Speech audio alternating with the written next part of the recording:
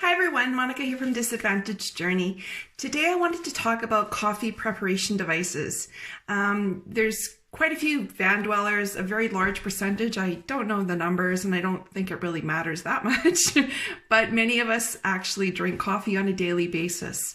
And we certainly don't want to be paying $5 a cup for it. So basically I wanted to talk about the different kinds, which ones would be more user-friendly for each of the different types of vehicles that are out there, as well as ones that are going to satisfy our taste and help us save money so that we can reinvest that money into experiences and travel or something funky for our van. I'm doing this now because if you're just thinking about starting for the spring, you might want to be asking people for certain types of things to get in your Christmas stocking. So this would be very useful, getting the right type of coffee maker before you go. If you've been in your vehicle for a long time, maybe there's some things you didn't think about, or you're just satisfied with your boiled coffee in a pot and you haven't really realized that there's something better out there that's not going to cost you a lot of money. So I just want to talk about the different types of coffee makers. We've basically used every one that I'm going to talk about with the exception of one, and just some of the benefits and cons of each of the different types.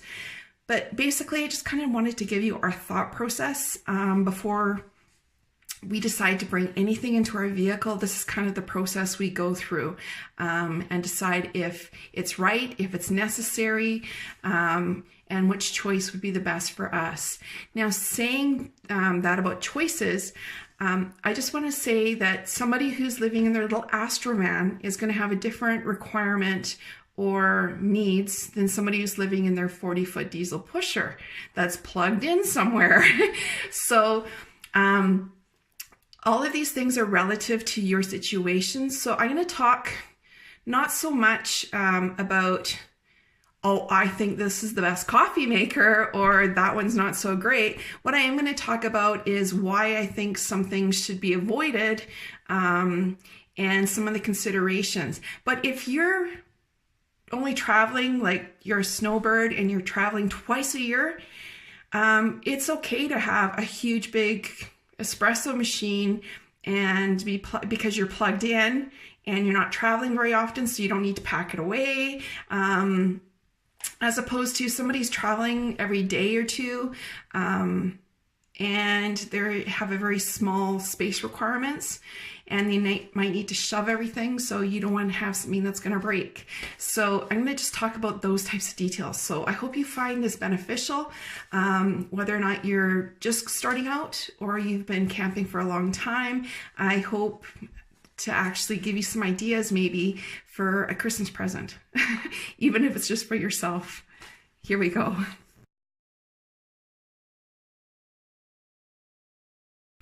Okay, so one of the first things that we need to consider in our coffee making device decision is whether or not we can or want to go with something that's electric powered.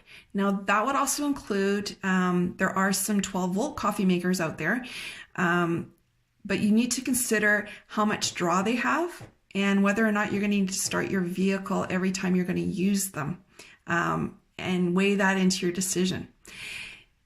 If you're not going to go with electric, then you need to consider some of the other options that can use an alternate fuel heat source. So basically something to heat up that pot, be it your Coleman propane stove, a diesel stove, butane, or even your solid wood heater. We actually found that we can actually put our coffee pot on our new little stove, our Dickinson stove, and as our van's getting heated in the morning, we end up having a nice cup of coffee by the time we get dressed. We have a warm van and a nice hot cup of coffee. So electricity or not is our first decision.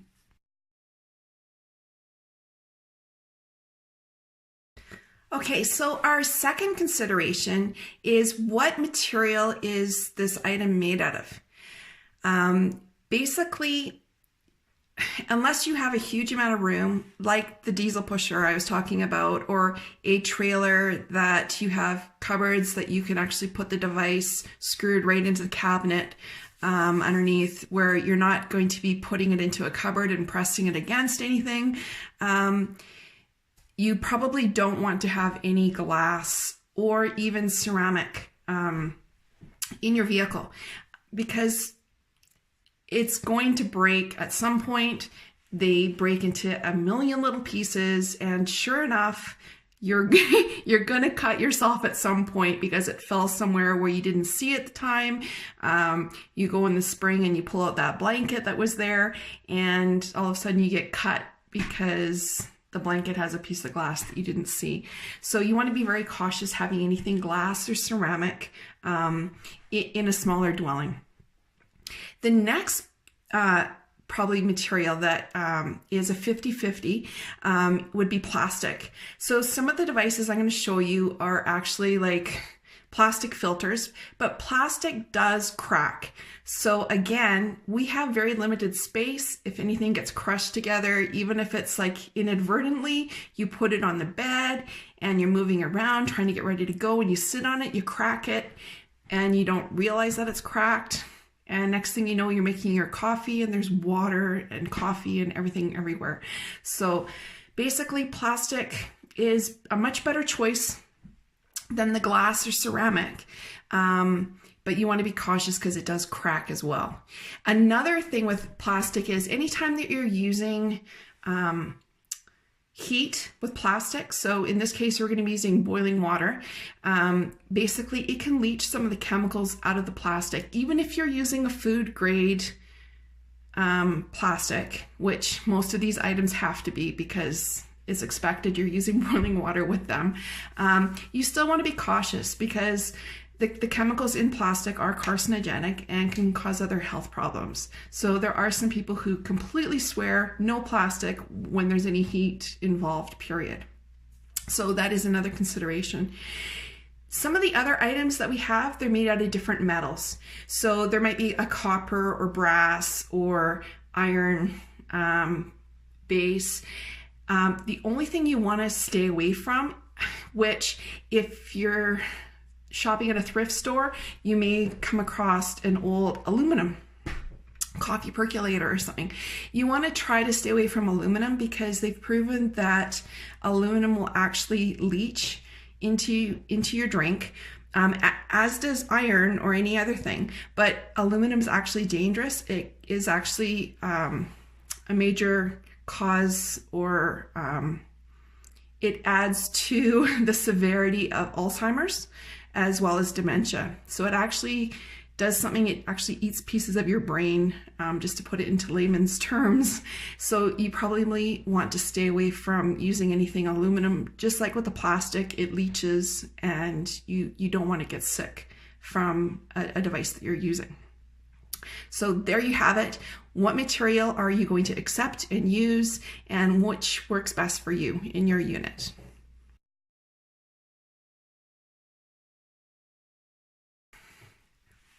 Okay, so our third decision that we need to make is what size of device can we actually accept, or do we want to accept, or do we have room for? So whether that be a coffee drip maker that has a water reservoir on the side, is that too big of a unit? Can we just get away with using the filter over the cup and get the same result but have much less space used? So size is a huge issue, especially depending on your dwelling size. So which one are you going to accept size-wise?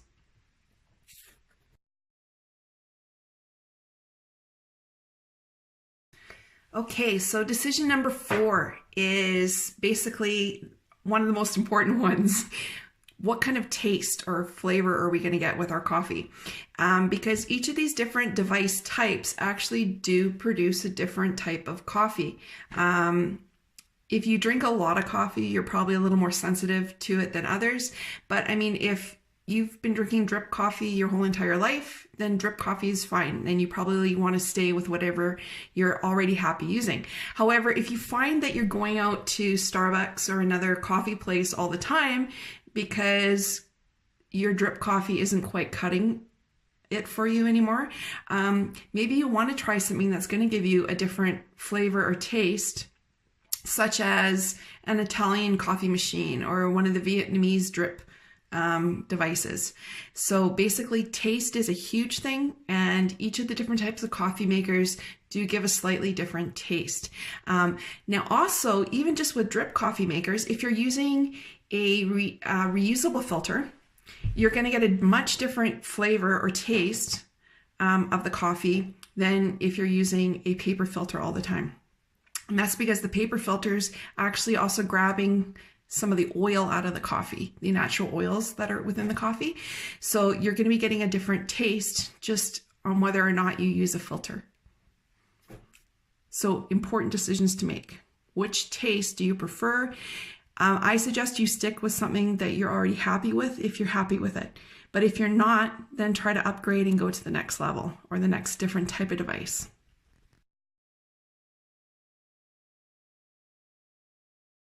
Okay, so probably the last decision, choosing coffee makers anyway, is something that's gonna require a residual cost. So basically, if you're buying paper filters all of the time, they're not something that's very expensive. So the extra cost is negligible. So it's not going to be a huge thing. However, if you decide to go with like a Keurig or another type of pod coffee maker, you don't just have the electrical part to think about. You also have to think about buying those pods and also the recycling of those pods. And you can buy reusable ones, but then you're just using regular store coffee. So would you be better off going with a drip coffee maker? So you also got to think about the different costs and the residual costs that go along with your choice of coffee pot. A majority of them are all just straight coffee. So there's not a lot of extra cost. You just can increase the cost by buying a better type of coffee, or if you're going to grind the coffee yourself in your unit. That's the only variance of cost, but the pods would be a huge deal breaker for some people. So just keep that in mind. There are also other costs associated.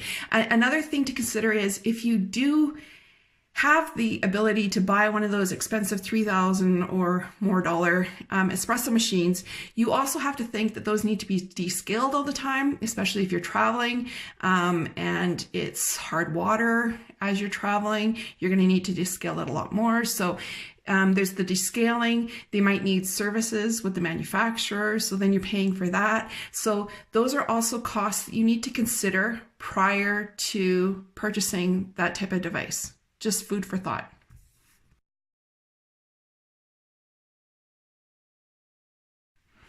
Okay, so our first type of coffee maker is the traditional drip coffee maker that most households probably have at least one of in their house. Whether or not it's the one that they use every day or not, a majority of households do have the traditional drip coffee maker. So we have the ones with electrical that have a water reservoir and it drips your coffee, and that would be the most common coffee maker.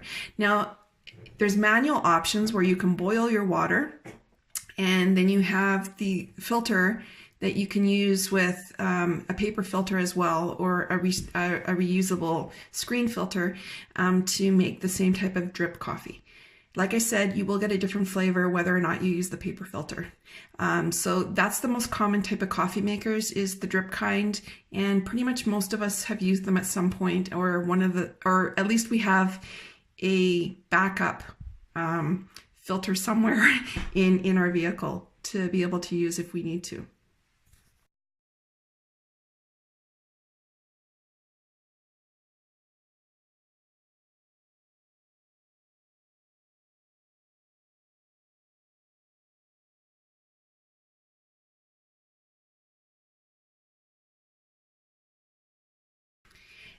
The next type of coffee maker is a pod coffee maker. So there's the Keurig, or there's other brands of them. So basically the coffee's in these little pods that you put into the machine and you press and the water comes through it. So to me, it's kind of in between some kind of press coffee maker or some kind of drip coffee maker.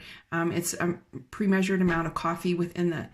Now they are, as I said earlier, they are a little bit more expensive. You have to make sure that you can buy pods, and you may not be able to buy those pods everywhere. So if you don't have them and you're traveling, you might find yourself out of luck unless you have some sort of backup source.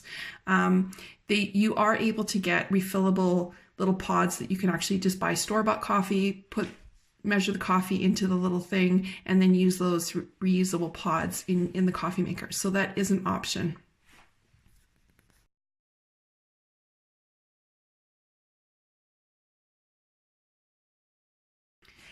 Okay, another type of coffee maker is the traditional percolator.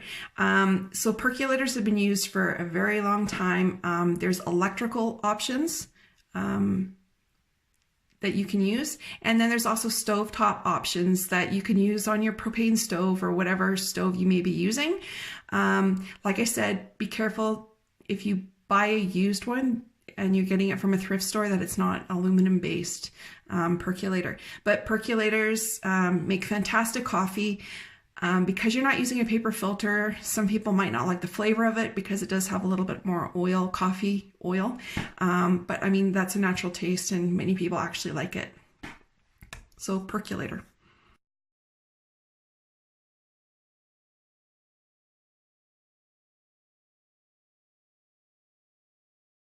Okay, so the next type of coffee pot I'm going to go over is a coffee press. Now there's a couple different kinds. There's the what they call a Bodum kind. Those are very popular. They're very inexpensive. They can be found in lots of places. The majority of them, I'd say 90% plus, are made out of glass though. So if you can find one of a different material, which I have seen, I've seen travel mugs with the little Bodum press. Basically how they work is you put the coffee grounds in, you pour the water, you let it steep, and you have this little filter that you end up pushing down. It's like a stainless steel filter that'll keep most of the grinds near the bottom so that you can pour off the coffee and have very little debris within your coffee. If you're used to drinking coffee, drip coffee made with paper filters all the time, you might not like the taste of the coffee with the Bodum because there is the oil's right in there. So some people do like that and other people can't stand it. So it's definitely something to give a shot. They are inexpensive, so it might even be worth the cost to try it, but try to stay away from the glass. Just the key. The other type of coffee press is one that many backpackers use. They're just like basically a little tube, the same type of idea. You put the coffee, you put the water, you let it steep, and then you press it out and all the grinds stay in the tube and you throw it away.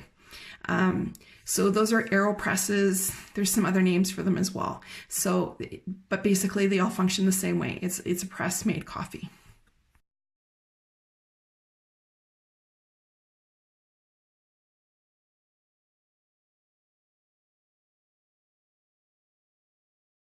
Okay, so the type of coffee pot that we use is the Italian style coffee maker. Basically, it's a reservoir that actually screws into the top part where the coffee ends up in the end. You fill that reservoir with water, then there's like this little filter piece that goes inside with the coffee, and then you screw on the top. So that it has to be screwed on because it actually creates pressure. The water boils, and it's actually the steam that presses up through the coffee and pushes it up the pipe, much like a percolator would, to make the coffee. But it's doing it all under pressure, which gives you more of an espresso type of coffee in a manual device. We super love Americanos. So basically, that's why this coffee pot works best for us. We can use it on any type of stovetop, electric if we're somewhere that there's an electric stovetop. But basically we like this coffee pot because we can use it on our fireplace, we can use it on our Coleman stove, we can use it wherever we are. And it gives us the type of coffee that we really appreciate without spending an arm and a leg because we're buying coffee at all these coffee shops. So it's definitely an option to consider. It gives really good coffee. We typically don't make the coffee the way they tell you to. So just a key for anybody that is using this type of coffee pot and thinks that it's too strong. We don't drink pure espresso very often. I mean, if we have a super bad headache, we'll make pure espresso, or if we want to make it in a flavored coffee or something, we'll use the espresso. But we normally drink Americano. So Americano is like 50 water and 50 espresso, or 50% of each. So what we do is we use half the amount of coffee that the coffee maker wants you to use, and we use the full load of water. So what we end up getting in the end is basically an Americano in the end. We get the extra water without having to boil water extra or additionally on the side. Just a little key for anybody that uses that type of coffee maker and finds the espresso too strong.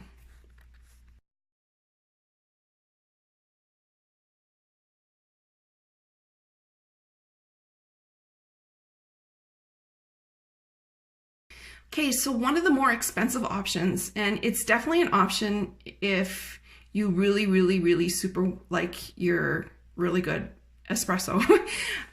That's the espresso coffee machines. So there's ones that are completely automatic. They grind the beans, they do everything, and you don't have to do anything except for push the button and maybe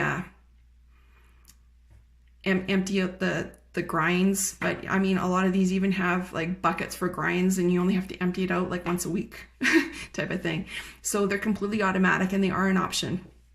They do require electricity, and I'm not sure of the amounts. Each one would be different depending on what type of machine you go with, but they do require a lot of electricity. Then there's also the extra cost of descaling them and upkeeping them, and basically we did have one as well, and we needed to take it in for service. Like with the amount of coffee we made, we need to take it in for service a couple times a year. So it ends up something that's a little more expensive to use, and something we didn't want to continue with anyway. And we don't have the electrical ability in our vehicle. So nothing against them. They're great. They are bulky, but they do make fantastic coffee. They are better than the Italian coffee maker that I just discussed with you guys, because they do exert more pressure over the coffee grinds. So you actually end up with a better coffee in the end. But it's negligible for us, for our tastes. And you'll have to find out if that's something for you or not. A lot of the places that do sell these expensive coffee makers may actually even have demo machines, and you can actually try it and see if it's enough of a difference that it would make sense to invest that amount of money in it. Okay, that's all for now.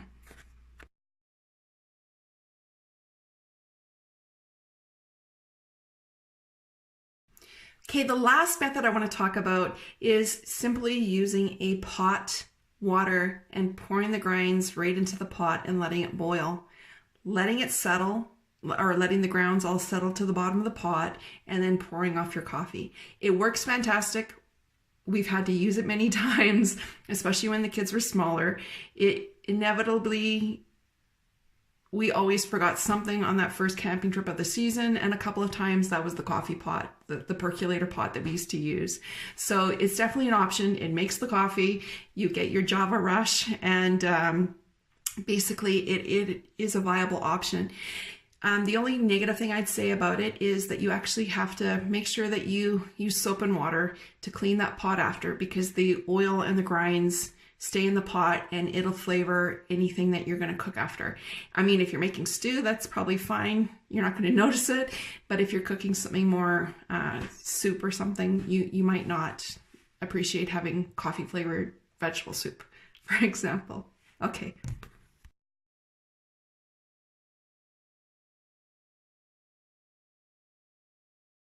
Okay, so that's it for our decision-making process in choosing the type of coffee device that you want to have in your unit. I hope you find it informative.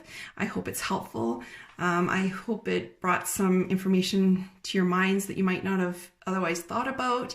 And again, it's Christmas time, so if you're looking for a new type of coffee device, I hope that this helped you come up with the best decision that's going to work for you and your unit. Again, we thank you so much for your support. And please give us your thoughts on this. And if you want to see more types of videos like this on different types of things that we use within our vehicle, and just drop us a line, let us know. Thank you.